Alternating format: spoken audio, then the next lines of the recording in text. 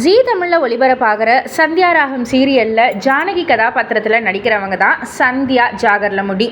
இவங்க வந்துட்டு தெலுங்குல ஒரு ஆங்கராக வந்து அறிமுகமாகி ஒரு ரியாலிட்டி ஷோவை வந்து தொகுத்து வழங்கி அதுக்கப்புறம் அதில் சீரியல் நடித்து அதுக்கப்புறமா தமிழில் என்ட்ரி ஆனவங்க தான். பல சீரியல்ஸ் வந்து கொடுத்துருக்காங்க அண்ட் பல கதாபாத்திரங்கள் ரொம்பவே ப்ராமிசிங்காக வந்து நடித்து நிறைய பேருடைய மனதில் வந்து நீங்காத இடம் பிடிச்சிருக்கிறவங்க தான். அண்ட் இவங்க சமீபத்தில் இன்டர்வியூவில் நிறைய விஷயங்கள் வந்து ஷேர் பண்ணிக்கிட்டாங்க. அவங்களுக்கு ஆக்சுவலாக ஒரு அரேஞ்ச் மேரேஜ் தான் வந்து நடந்திருக்கு. 2010 அரேஞ்ச் மேரேஜ் வந்து நடந்திருக்கு. இந்த மாப்பிள்ளைக்கிட்ட வந்து நம்ம நிச்சயதார்த்தம்லாம் வந்து முடிச்சிருக்காங்க சந்தியா அவர்கள். ஸோ நிச்சயதார்த்தம் முடிஞ்ச கையோடவே வந்து அவங்களுடைய பிஹேவிங்கில் நிறைய எப்படி சொல்கிறது, ஒரு மாதிரி வேர்ஸ்ட் பிஹேவிங்லாம் வந்து பண்ணியிருக்காரு. மாப்பிள்ளை வந்து நிறைய வேர்ஸ்ட் பிஹேவிங்லாம் பண்ணியிருக்காரு. மீன்ஸ் எப்படி அப்படின்னு வந்து கேட்டிங்கன்னா, சந்தியா வந்து அப்போ நடிச்சுக்கிட்டு இருந்தாங்க இல்லையா, அவங்களுடைய நம்பர் எப்படி வேணாலும் எங்கே வேணாலும் போகும். ஸோ அந்த மாதிரி ஒரே ஒரு மெசேஜ் வந்திருக்கு. அந்த மெசேஜும் வந்து தப்பாக இல்லை. நீங்கள் நடிக்கிறது எனக்கு ரொம்ப பிடிக்கும், எனக்கு வந்து உங்களை ரொம்ப ரொம்ப பிடிக்கும், நீங்கள் நடிக்கிற சீன்ஸ் அந்த சீரியல் எல்லாம் எனக்கு ரொம்ப பிடிக்கும் அப்படின்ற மாதிரி ஒரு நபர்கிட்டேருந்து மெசேஜ் வந்திருக்கு.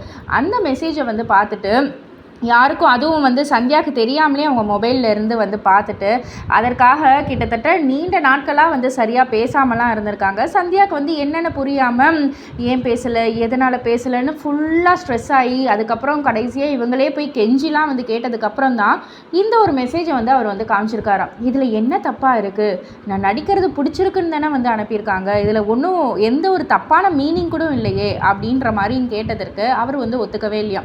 அப்போவே அவங்க போய் அவங்க அம்மாகிட்ட வந்து சொல்லியிருக்காங்க, அம்மா அவர் பேசுகிறது, அவர் நடந்துக்கிற பிஹேவிங் வந்து எனக்கு கொஞ்சம் பிடிக்கல, இந்த மாதிரி வந்து கொஞ்சம் சந்தேகப்படுற மாதிரி இருக்குது அப்படின்ற மாதிரிலாம் வந்து சொன்னதுக்கு கூட அவங்க அம்மா வந்துட்டு, இல்லைப்பா நல்லா கிராண்டாக நிச்சயம் முடிஞ்சிருச்சு, எல்லாருக்கும் தெரிஞ்சிருச்சு, இதுக்கு மேலே வந்து நம்ம ஸ்டாப் பண்ணோன்னா அது அசிங்கமாயிடும், இது வந்து நார்மலாக எல்லாருக்கும் இருக்கிற ஒரு பொசசிவ்னஸ் தான், வேறு எதுவும் இல்லை, இது சரியாயிடும் அப்படின்ற மாதிரி யூஸ்வலாக எல்லா அப்பா அம்மாவும் சொல்கிற மாதிரியே சொல்லி கல்யாணமும் பண்ணி வச்சுருக்காங்க. பட் ஆனால் சந்தியா வந்து இப்போ இந்த இன்டர்வியூவில் சொல்கிறாங்க, இப்போ வந்து அவங்களுக்கு 39 வயது. இப்போ இருக்கிற மெச்சூரிட்டி அப்போ எனக்கு இருந்துச்சு அப்படின்னா கண்டிப்பாக கல்யாணமாகி 1 வருஷம் 1.5 வருஷம்லாம் நான் வெயிட் பண்ணியிருக்க மாட்டேன், 2 வருஷம்லாம் நான் வெயிட் பண்ணியிருக்க மாட்டேன், கல்யாணமாகி 2 நாளில் கூட நான் வந்து டிவோர்ஸ் பண்ணியிருப்பேன். இல்லையா, இப்போ இருக்கிற மெச்சூரிட்டி இருந்துச்சுன்னா அந்த நிச்சயத்தப்போ எனக்கு வந்து ஒரு டவுட் வந்தது இல்லையா, அப்போயே நான் வந்து நான் வந்து இந்த கல்யாணத்தை நிறுத்தியிருப்பேன். பிகாஸ் நான் 2 வருஷத்தில் டிவோர்ஸ் ஆகிடுச்சு. இப்போ வந்து அந்த உலகம் பேசாதா, ஊர் பேசாதா, இதை நான் அப்போவே பண்ணியிருந்தேன்னா என் லைஃபையும் நான் வந்து சேவ் பண்ணியிருக்கலாம். எவ்வளோ இது ஒரு ஹாய் குட் மார்னிங்னு சொல்லிட்டா நான் வந்து அவனை சைட் அடிக்கிறேன்னு அர்த்தம் அப்படின்ற மாதிரிலாம் என்னை ரொம்பவே வந்து படுத்தியிருக்காரு அப்படின்னு சொல்லிட்டு அவங்களுடைய பர்சனல் லைஃப்பில் அவங்க அனுபவித்த அந்த துயரங்கள் எல்லாத்தையுமே வந்து ஷேர் பண்ணாங்க. அண்ட் அது மட்டும் இல்லை, இப்போ வந்துட்டு டாக் அண்ட் கேட் லவராக தான் வந்து இருக்காங்க. அவங்களுடைய வீடியோஸ் நிறையா பார்த்தவங்களுக்கு வந்து தெரியும், இவங்க வந்து ஒரு மிகப்பெரிய பெட் லவர் அப்படின்னு சொல்லிட்டு. அதற்குமே நிறைய நெகட்டிவான விமர்சனங்கள் வந்திருக்கு. உனக்கு வந்து சரியாக வாழ தெரியல, அதான் நீ வந்து ஒரு மாதிரி ஆகிட்ட, எப்படி நாய்கிட்டேயும் பூனைக்கிட்டேயும் நீ வந்துட்டு இருக்க அப்படின்ற மாதிரிலாம் நிறைய விமர்சனங்கள் வருது. யார் வேணாலும் எப்படி வேணாலும் சொல்லிட்டு போட்டோம். I love human beings as well as pet animals அப்படின்ற மாதிரி தான் வந்து சொல்லியிருக்காங்க. ஒருத்தவங்க 2 பேர் வந்து இதாக இருக்காங்க ன்றதுக்காக நான் வந்து ஹியூமன் பீயிங்ஸை ஹேட் பண்ணுறேன்னு அர்த்தம் கிடையாது. எத்தனை நல்ல உள்ளங்கள் எத்தனை பேருக்கு உதவி செய்கிறாங்க, அவங்களெல்லாம் நான் கையெடுத்து கும்பிடுறேன்.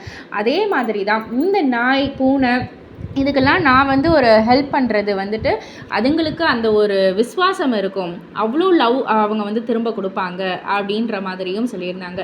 அண்ட் இப்போ வந்து சீரியல் இப்போ இருக்கிற காலகட்டத்தில் சீரியல் எப்படி அப்படின்னு வந்து கேட்டிங்கன்னா, ஒரு மதர் கேரக்டர் வந்து பண்ணுறதா இருந்தாலுமே 30-32 வயசுனாலே மதர் கேரக்டர் தான் வந்து சொல்கிறாங்க. ஏன்னா யங் மதர் வேணும் அப்படின்றாங்க. எனக்கு வந்து 39 வயசு அம்மா கேரக்டர் வந்து பண்ண சொல்லிட்டாங்க. இதுவே இன்னொரு 45 வயசு ஒரு 50 வயசுலாம் வந்துடுச்சுன்னா பாட்டி கேரக்டரே பண்ண சொல்லுவாங்க. எல்லாமே எனக்கு தெரிஞ்சது தான். இந்த ஃபீல்டில் நிறைய பேர் அப்படி நடிச்சுக்கிட்டும் இருக்காங்க. ஸோ இது வந்து அப்படியே போய்கிட்டு இருக்கிறது தான். பட் ஆனால் வெள்ளித்திரைக்கும் சின்ன திரைக்கும் நிறைய டிஃப்ரென்சஸ் இருக்குது. ஸோ இதில் எப்படி இருந்தாலும் நம்ம வந்து சர்வை பண்ணிக்கலாம் அப்படின்ற மாதிரி தான். என்ன ஹீரோயின் ரோல் பண்ணிகிட்டு இருந்தவங்க ஈஸியாக அம்மா கேரக்டர் போயிடுவாங்க, ஈஸியாக பாட்டி கேரக்டர் போயிடுவாங்க. அதே தான் மேலுக்கும் ஈஸியாக வந்து அப்பா கேரக்டர் தாத்தா கேரக்டர்னு போயிடுவாங்க. எல்லாருமே யங்காக வந்து எதிர்பார்க்குறாங்க இப்போ இருக்கிற ஜென்ரேஷன், இப்போ இருக்கிற காலகட்டத்தில், இப்போ இருக்கிற சீரியலில் அப்படின்ற மாதிரி சொல்லியிருக்காங்க. ஸோ இதெல்லாம் பற்றி நீங்கள் என்ன நினைக்கிறீங்க, உங்களுடைய கருத்து என்ன அப்படின்றத கீழே உள்ள கமெண்ட் பாக்ஸில் குறிப்பிட்டு சொல்லுங்கள்.